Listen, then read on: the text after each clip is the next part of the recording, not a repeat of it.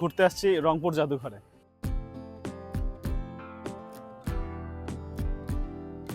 রংপুর জাদুঘরটা হচ্ছে তাজহাট জমিদার বাড়িতে স্থাপিত হয়েছে 2005 সালে।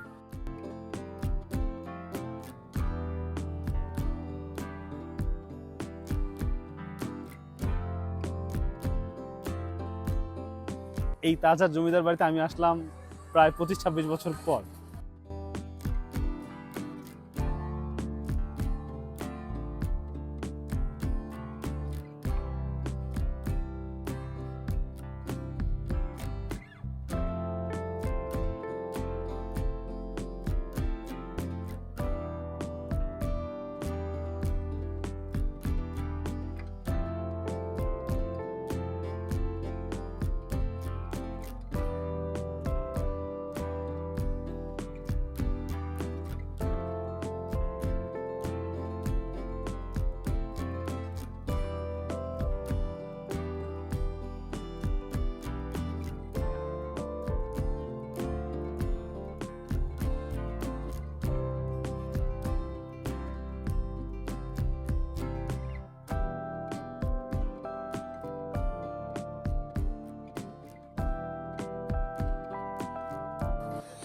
যখন আমি এখানে আসছিলাম তখন একদম ভিতরে ঢুকে যাওয়া যাইতো।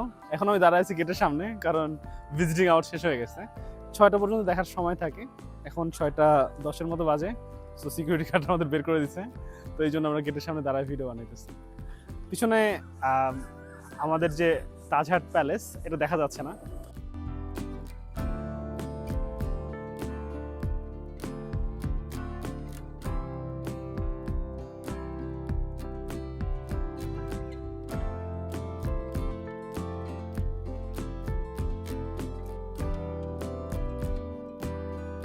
একটা সময় এই তাজহাট প্যালেসটা আমার রংপুরে খুব পছন্দের একটা জায়গা ছিল, কিন্তু এখন এখানকার যে ম্যানেজমেন্ট এবং the way they organise the whole thing, এটা আমার মোটেও পছন্দ হচ্ছে না।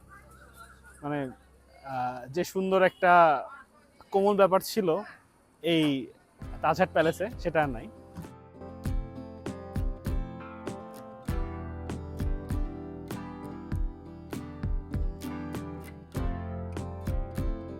যাই হোক, তাজহাট প্যালেসের একটু সামান্য ইতিহাস বলে আজকের ভিডিও শেষ করব। সেটা হচ্ছে, এই তাজহাট জমিদার বাড়িটা কিন্তু খুব একটা বেশি পুরনো না। এটার নির্মাণ কাজ শেষ হয় 1917 সালে। তার মানে আমাদের ঢাকা বিশ্ববিদ্যালয়ের কার্জন হল যে, সেটাও এটা হচ্ছে পুরনো।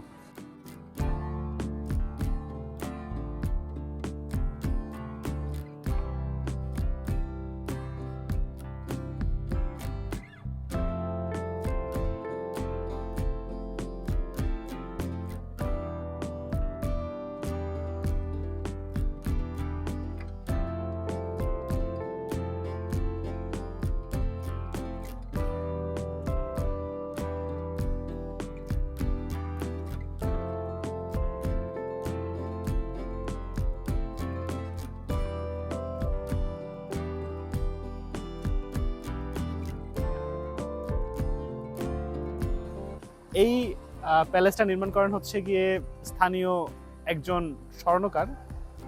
তাদের মূল্যবান রত্ন বস্তুর ব্যবসা ছিল।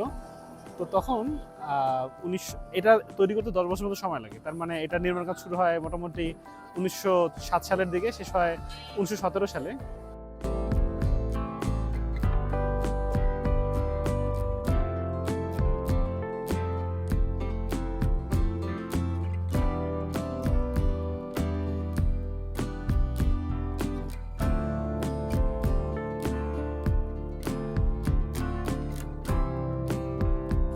আমি যখন তাজহাট জমিদার বাড়িটা দেখতেছিলাম, তখন ভাবতেছিলাম যে শুধু একটা সুন্দর জিনিস তৈরি করলে হয় না, সেটাকে উপভোগ করার জন্য আসলে অনেক নিয়ামত লাগে। কারণ থিঙ্ক অ্যাবাউট দ্যাট, যে 1917 সালে কোনো বিরাট একজন ব্যবসায়ী, স্বর্ণ ব্যবসায়ী, তিনি এই সুন্দর জমিদার বাড়ির নির্মাণ কাজ শেষ করলেন। বাট তারপরে শুরু হলো বিশ্বযুদ্ধ, তারপরে দেশভাগ, তারপরে হয়তো তারা এখান থেকে চলেই গেছে। যারা এই জমিদার বাড়ি তৈরি করছে, তারা হয়তো জমিদার বাড়িতে খুব বেশি দিন উপভোগ করতে পারে নাই। যাই হোক, 1984 সালের পর থেকে এই তাজহাট বাংলাদেশের সুপ্রিম কোর্টের একটা বেঞ্চ ছিল, সেটা হচ্ছে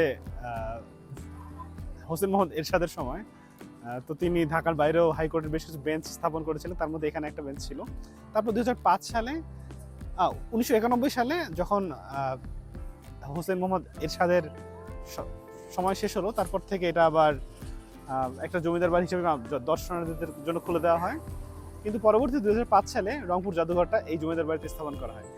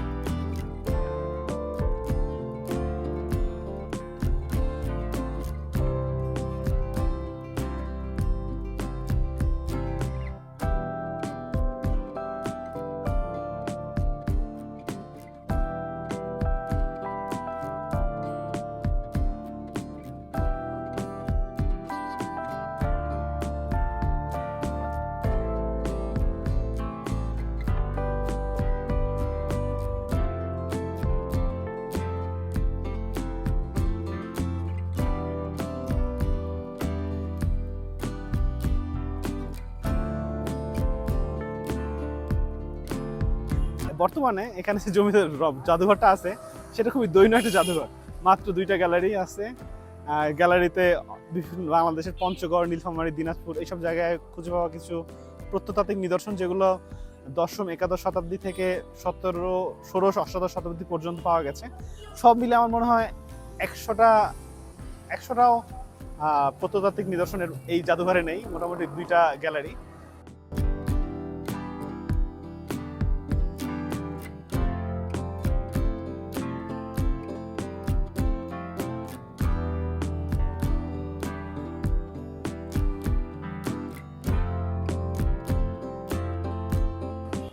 জাদুঘরের শুধু দ্বিতীয় তলাটা দর্শনার্থীদের জন্য খুলে দেওয়া আছে, বাট এর বাইরেও প্রথম তলা এবং তৃতীয় তলায় অনেকগুলো রুম আছে।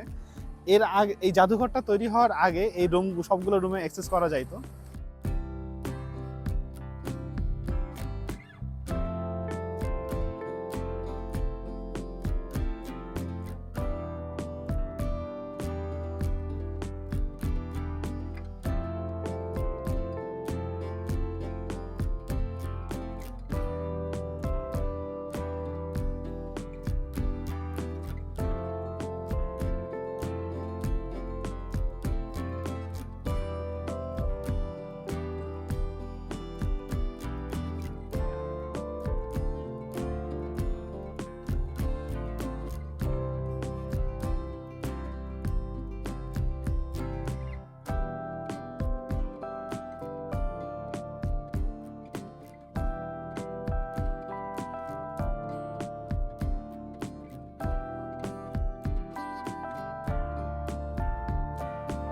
এবং জাদুঘরের বিভিন্ন জায়গায় লেখা আছে যে দেয়ালে কিছু লিখবেন না। তো আমরা প্রেমিক প্রেমিকার জাতি, আমরা আমাদের নাম লিখে রাখি দেয়ালে।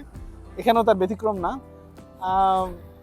সব মিলে তাজহাট জমিদার বাড়ি রংপুরের, এটা আমার মধ্যে যে সুন্দর একটা জায়গা নিয়েছিল গত 20 বছরে, আজকে 25 বছর পর এটা ঘুরতে এসে সেই সুন্দর জায়গাটা বোধহয় আগে যায় থাকছে না। এখন এটা আমার কাছে একটা খুব ছোট, বিরক্তিকর এবং অতিরিক্ত হাইপওয়ালা একটা ছোট্ট জাদুঘর, যেটার ম্যানেজমেন্টও খুব খারাপ। দেখা হবে পরের ভিডিওতে। আসসালামু আলাইকুম।